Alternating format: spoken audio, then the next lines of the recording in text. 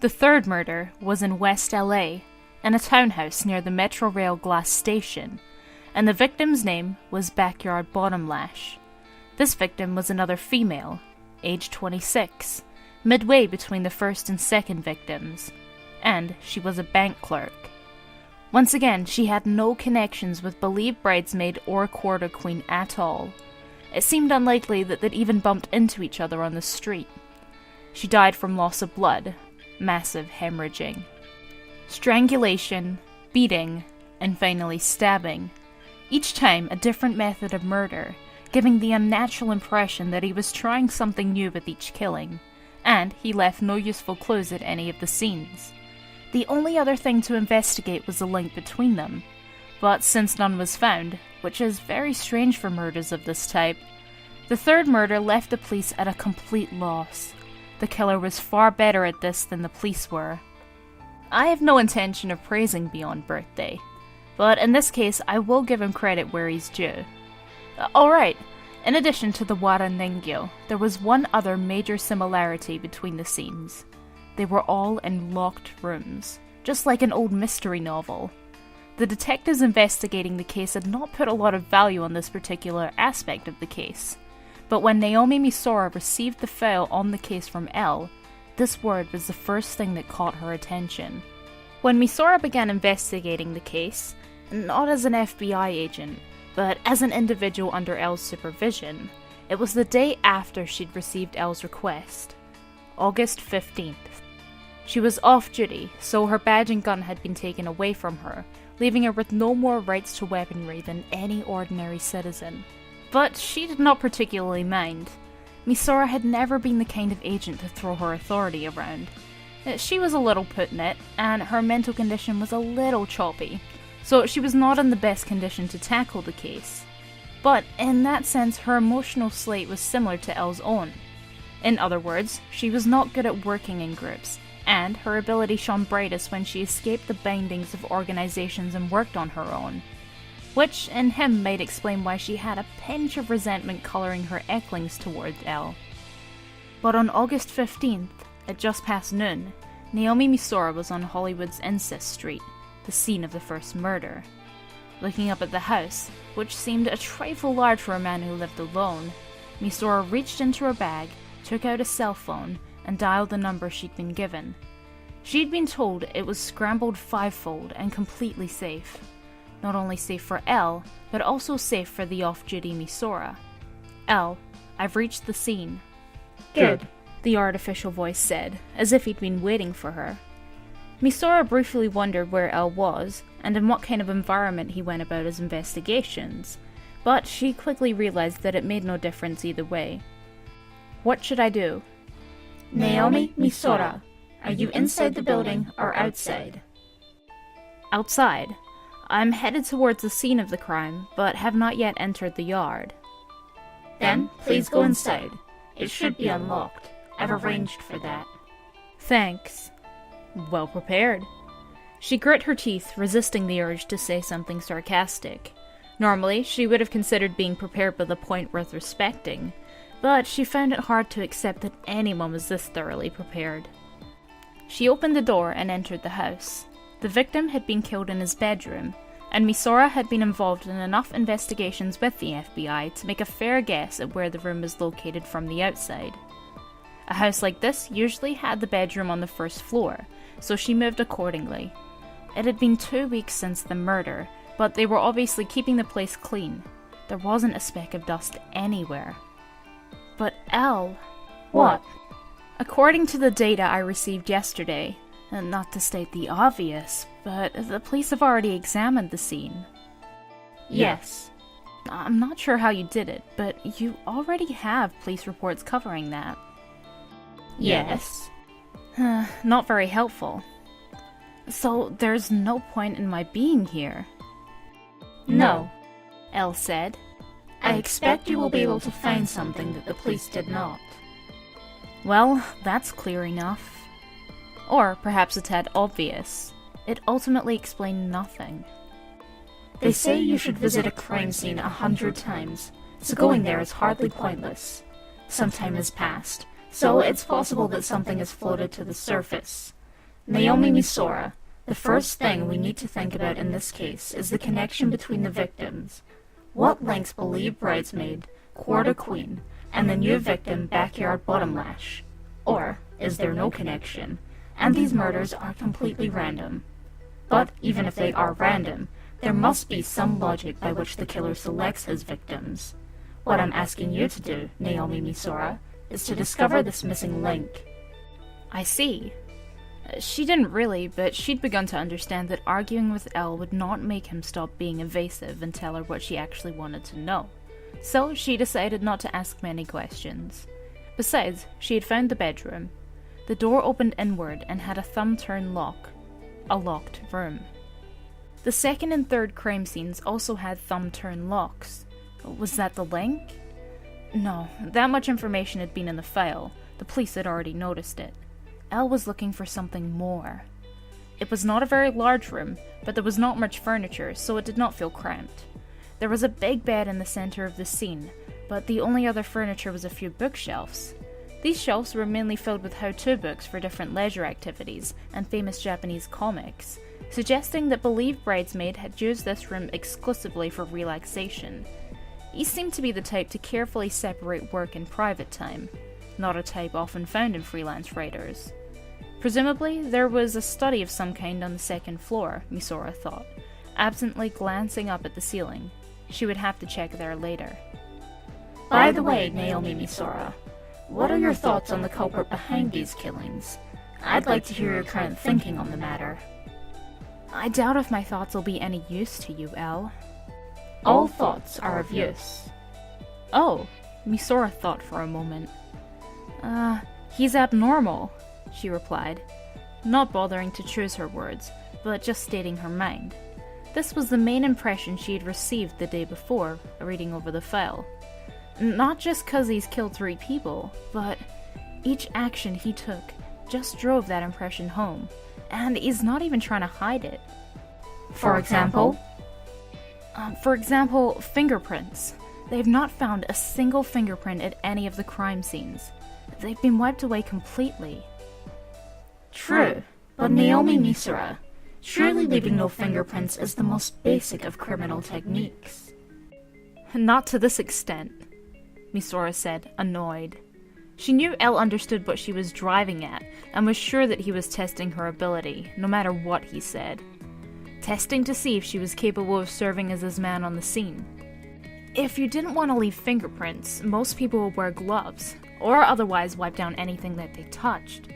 Oh, but this guy, well, apparently he wiped clean every fingerprint in the house, at all 3 scenes. At first, I wondered if he'd been to the victim's house so many times that he had no idea what he'd touched and what he hadn't. But once I read that he had unscrewed the light bulbs and wiped the sockets, it became a completely different story. What else can you call that but abnormal? I agree. Did he know? So Elle, back to what I was saying earlier. If he's taken such extreme precautions, then I doubt I'm going to be able to find anything new here. It's a faint hope at best. Someone like this isn't going to make a mistake. A mistake, like the one she'd made last month.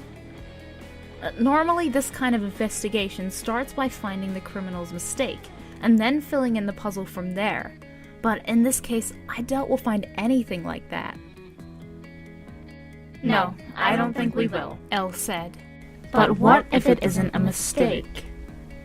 Not a mistake? Yes, something deliberately left behind. And if the police detectives simply failed to notice it, then we might have a chance. Deliberately leaving clues? Did that ever happen? Not in the normal run of things, no. But why would anyone leave something behind that could be used against them? Or wait, now that he mentioned it, they already knew 2 examples of exactly that behavior. One was the wara nengyo nailed on the walls, and the other was the thumb-turn locks, creating a locked room. These were not mistakes, but had clearly been left behind by the killer, especially the latter. Exactly the thing that Misora had been most interested in, the locked rooms, were almost always created when the killer was trying to make it look like a suicide. But the first victim was strangled from behind, and the second was beaten to death with a weapon that was not found at the scene, and the third was stabbed with, again, a weapon not left at the scene, none of which could ever be mistaken for a suicide, which meant there was nothing to be gained from creating a locked room. It was not a mistake, but it was unnatural. The Wara Ningyo were the same. She had no idea what they meant. Since Wara Ningyo were used for curses in Japan, there were people wildly theorizing that the killer was Japanese, or someone with a deep-seated grudge against the Japanese. But especially since these Wara Ningyo were a particularly cheap variety that could easily be purchased at any toy shop for about $3, no one theory had gained any prominence. Misora shut the door behind her, and since the thumb turn lock was at waist height, she absently turned it and locked herself in. Then she checked each location where the dolls were nailed to the walls. There had been 4 of them, one on each of the 4 walls of the square room. Obviously, they had been taken away by the police as critical evidence and were no longer there. It was easy enough to tell where they had been, since there were holes in the walls. Misora took 6 pictures out her bag, 1 of each of the 4 dolls. One showed the victim, believed bridesmaid, lying on his back on the bed. It clearly showed the rope marks around his neck. And then the last picture. This was not from the scene, but a close-up of believed bridesmaid's bare chest, taken during the autopsy. There were a number of major cuts on it, which appeared to have been carved into his flesh with a knife. They were not that deep, but ran in all directions. According to the report, they had been made after the victim's death. Generally speaking, when the killer engages in this sort of meaningless destruction of a corpse, they have a deep-seated grudge against their victim. For a freelance writer who would take any job, I wouldn't be surprised if he had quite a few enemies. He did a lot of gossip columns. But Naomi Misora, that does not explain the connection to the second and third murders. Both of those bodies were also damaged in ways that had no direct connection to the cause of death. In fact, the damage seems to have escalated with each murder. It's possible that Bridesmaid was the only one he had a grudge against, and the other 2 murders were designed to disguise that. Or maybe it wasn't Bridesmaid, but one of the other 2. Or 2 out of the 3, and the third was camouflage. The destruction might be getting worse because it's part of the disguise, or... You believe the killer is only pretending to kill indiscriminately? No. This is just one pattern worth considering. This idea wouldn't explain the Wara Ningyo. I mean, maybe he deliberately left them there to prove that all 3 were killed by the same man, and the locked doors might be there for the same reason. In which case, moving from Hollywood to downtown to the west side of town could be seen as an effort to confuse the investigation.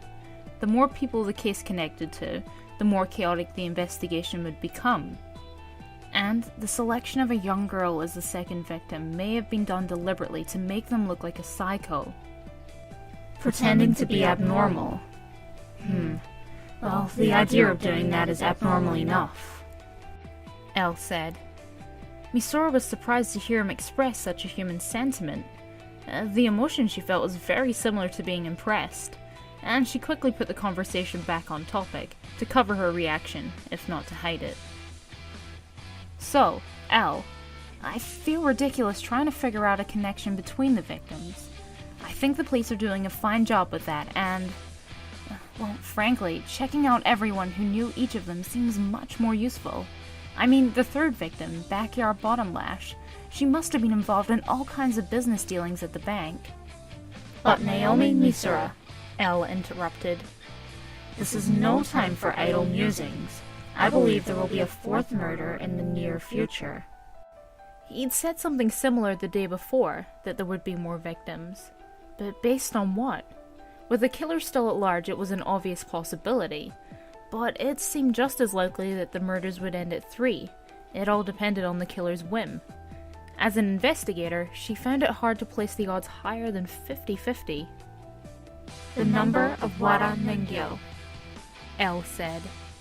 4 where you are, 3 in downtown with the second victim, and 2 at the third scene in West LA. 1 less doll at each scene. Yeah, so? The number of dolls can still decrease by 1. She should have guessed. In fact, it made little sense to count backward from 4 to 2 and then stop. Even if Misora's theory was right, and he was killing indiscriminately to camouflage his real victim, then the more victims, the more effective this plan would be. Of course, each new murder was an added risk, but the return probably justified it.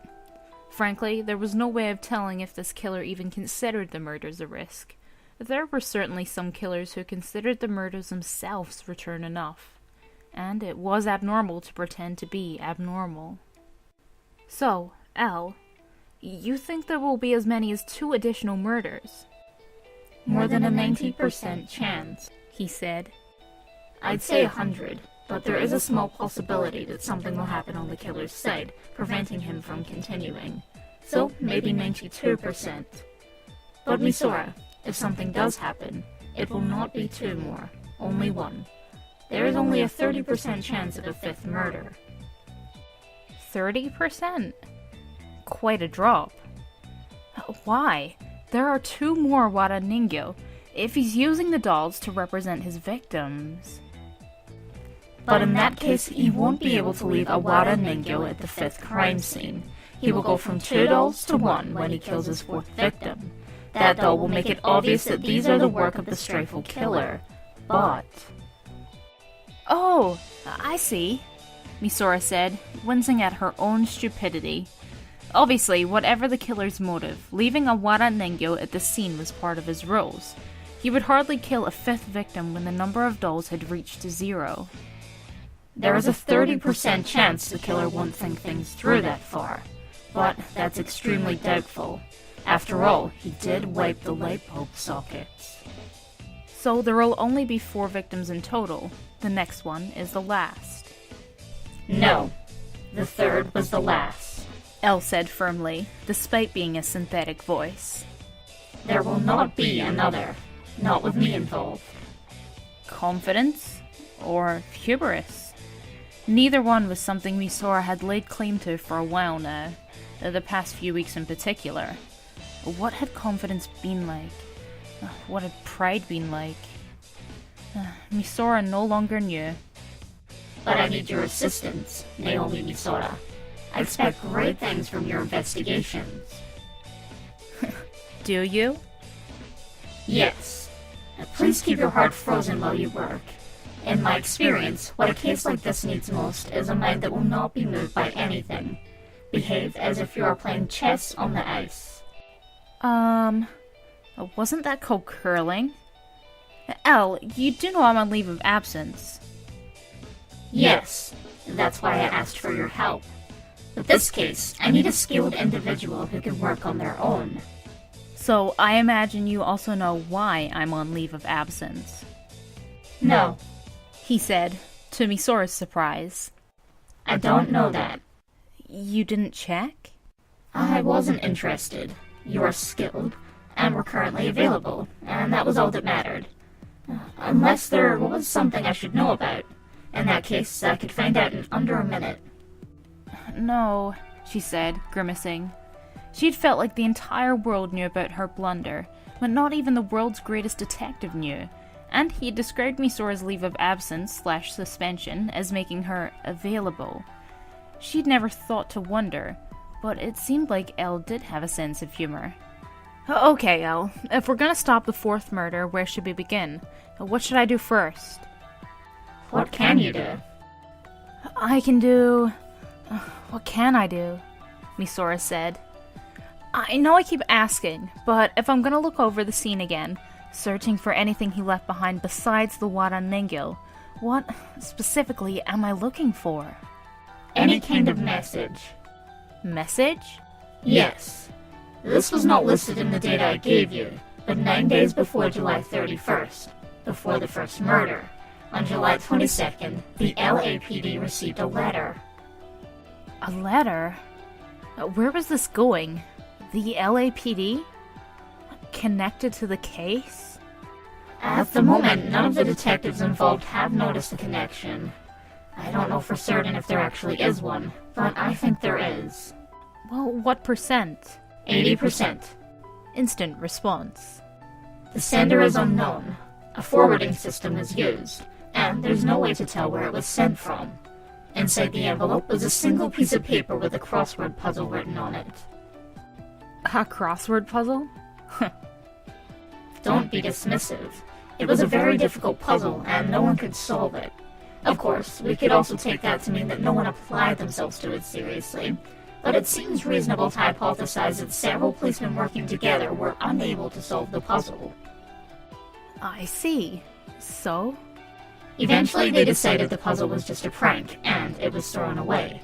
But my information gathering network acquired a copy through other channels yesterday. Yesterday? So that's why it wasn't in the file. Even as Misora was preparing to start her investigation, Elle had been pursuing the matter from a different angle. I solved it, Elle said. Apparently, that hypothesis about the difficulty of the puzzle had been a preemptive form of bragging. He must get frowned at a lot, Misora thought. Not that she was one to talk. If I'm not mistaken, then the answer to that puzzle is where you are. The address of the first murder. 221 Incest Street, Hollywood? Where I am now. But that means then... Exactly. He told them he was going to commit these murders. But since the puzzle was so difficult that no one could solve it, it did not realistically stand a chance of serving that purpose. Has the LAPD received any other letters like that? Indicating the address for the second or third murders? No. I checked the entire state of California, just to be sure. I've discovered no other such letters or emails. I plan to keep looking, but... Then it might just be a coincidence? No, that's impossible. If it listed the address exactly, it must be... But so why 9 days before? The time between the second and third murders was also 9 days. August 4th to August 13th. It's possible the killer likes the number 9. But there are only 4 days between the first and second murders. Pure chance? A reasonable interpretation. But it seems worth remembering that time lag. 9 days, 4 days, 9 days. Either way, the killer is the type to advertise his actions to the police. Even if he was just pretending to be that type of killer, there remains a very good chance that there is some kind of message in the room. Something besides the Wara Nengyo. So... something deliberate. A message much harder to understand than the Wara Nengyo. Something like a very challenging crossword puzzle. Misora felt like she was at last starting to understand why Elle needed her help. There was no way an armchair detective would be able to find something like this on his own. You had to see the scene with your own eyes, be able to reach out and touch things. And it required quality over quantity. Someone who could look over the scene from his own perspective, his own way of thinking. But she also thought he was putting too much stock in her. If she had to be Elle's eyes as well, that was too much for an ordinary agent to handle. Something wrong, Naomi Misora? No, never mind. Okay. For the moment, let us cease communication. I have many things I must attend to. Certainly. This was Elle, so he was undoubtedly solving several other difficult cases all at once. Cases all over the world. For him, this case was just one of many parallel investigations. How else could he maintain his reputation as the world's greatest detective? The century's greatest detective, Elle. The detective with no clients. I'll be waiting to hear good things from you. Next time you call me, please use the number 5 line, Naomi Misora. Elle said, and hung up. Misora folded her phone and put it back in her bag. She then moved over to the bookshelves to start her investigation. There was nothing in the bedroom but the bed and the bookshelves, so there wasn't much else to investigate. Not as bad as his killer, but it looks like believed bridesmaid was reasonably obsessive himself. The books were tightly packed onto shelves with no excess space. Misora did a quick count. 57 volumes. She tried to pull one out at random, but this was rather difficult to do. Her index finger alone proved inadequate, and she tried to use her thumb and mime lever principle to pry it out. She flipped through the pages, well aware that this was pointless. She was just keeping her hands busy while she tried to figure out what to do. It would have been nice and simple if there was a message hidden between the pages of the book, but that was too much to hope for. According to the files, like the light bulb sockets, each page of every book had been wiped, removing all fingerprints, suggesting not only that the killer was extremely finicky, but that the police had in fact gone through all of the books. One could assume that there had been no messages, or the message had been arranged in a way that the police had not noticed. Something that looked like an ordinary bookmark, but actually had a code hidden on it. But after flipping through another few books, she dismissed this theory as well. The books here did not have bookmarks. Believe Bridesmaid did not appear to be the bookmark type, and many fussy readers detest the slight curve in a page a bookmark can leave, which meant even the most fastidious killer would never dream of placing anything inside a book. Misora moved away from the shelves. She glanced down at the bed, but there seemed to be even less to investigate here. There was nothing to do but pull the sheets off and look under the mattress. And she didn't even need to check the file to know that the police had already done that. It seemed virtually impossible to hide a message on the bed that the police would not notice. Under the carpet? Behind the wallpaper? No. Why would he hide the message? He wants it to be found. It's not a message if it isn't found. He sent the crossword puzzle to the police, very egotistical. He wants the puzzles to be difficult, to prove that we're stupid. He wasn't trying to outwit them. He was mocking them. You are beneath me. You can never beat me. That's what the messages are saying. Which means he's not trying to make everything go right and avoid getting caught. He's after something more than his goals. Or making fun of us is his primary goal? Then who is us? The police? The LAPD? Society? The USA? The world? No. The scale's too small. This is more personal. So this message, or something like a message, there must be one somewhere in this room. Or wait, there must be was wrong. Maybe there wasn't. Something that should be here, but isn't. Something missing that used to be here. The Wara Ningyo? No, those were a symbol of the victims, not a message. The bedroom. Oh, right! The occupant! The bedroom's occupant isn't here. Something missing. Something no longer here. Like the room's owner, Believe Bridesmaid. Misora took out the photographs again and looked carefully at the two pictures of Bridesmaid's corpse. One taken at the scene and the other taken during the autopsy. If the killer had left a message on his body, it was obviously not the rope marks, but the knife wounds in his chest. Like Misora had said to Elle, normally these would be taken as a sign of a personal vendetta, but now that she thought about it, they weren't natural. In the photo from the scene, the body was on its back, wearing a t-shirt which had a few bloodstains on it, but the t-shirt itself wasn't damaged at all, which meant that after the killer had murdered him, he had taken the t-shirt off, cut up the body with a knife, and then put the t-shirt back on. If this was a simple grudge, he would have just cut straight through the fabric. Was there a reason he didn't want to damage the t-shirt? But he didn't seem to mind if it got blood-stained, and the t-shirt definitely belonged to the victim. It was the one he always slept in. If you look at them right, these marks, they do look like letters. Sort of. You had to twist the picture around a lot, though. V, C, I? No, M, another V, X, D, and that's 3 I's in a row. L? That looks like L. No, it feels like I'm forcing it. This only worked if you were looking for it. It wasn't like kanji or hangul.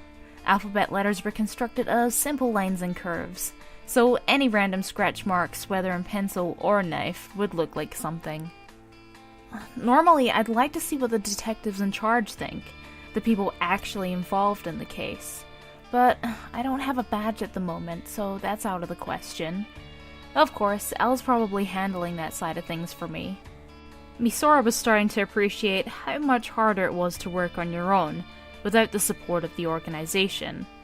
She'd always felt out of place in the FBI, but she was just now realizing how much she had taken advantage of the resources it offered.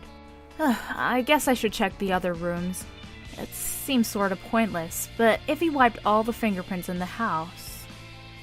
But it then occurred to her that there was one place she hadn't checked yet. Under the bed. Easy enough to overlook, and far more likely than under the carpet or behind the wallpaper. It seemed fairly unlikely that the police had missed such an obvious blind spot, but it seemed worth crawling under there, just to be sure. There might be something new that she can see from down there. For this reason, Misora crouched down next to the bed, and a hand reached out from underneath it. Ah! Misora jumped backward instantly, forced down the surge of emotions this sudden turn of events stirred up, and put her fists up. She didn't have a gun with her, not because she was suspended, but simply because she'd never really gotten used to carrying one around. With no gun, she had no trigger to pull. What? No, who are you? She roared, trying to sound intimidating. But the hand was joined by a second hand, as if her voice was just the wind blowing, and a body followed it. A man, crawling out from under the bed. How long had he been there? Was he under the bed the whole time? Had he heard her talking to Elle? All kinds of questions flooded through Misora's mind. Answer me! Who are you? She then put one hand inside her jacket, pretending she had a gun. The man raised his head, and slowly stood up. Natural black hair, a plain shirt, faded jeans. He was a young man, with dark lines under his wide, bulging eyes. Thin, and apparently fairly tall, but his back was curved, leaving his gaze 2 heads lower than Misora's, so he appeared to be looking up at her. Nice to meet you, he said, completely unruffled. He bowed even lower. Please call me Ryuzaki.